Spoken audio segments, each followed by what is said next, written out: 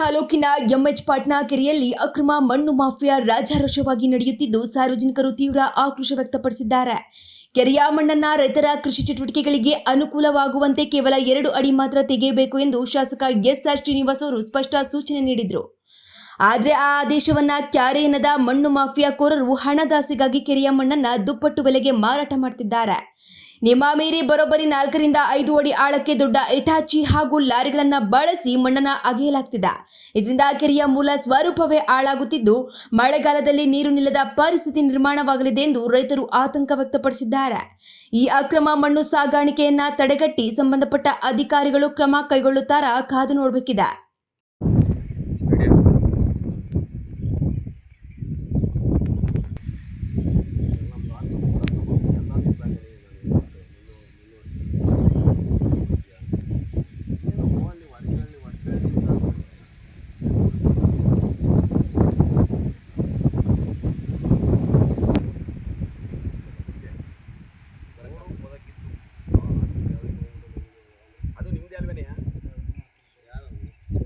ನೀವೇ ತಾನೇ ಕರ್ಸಿರೋದು?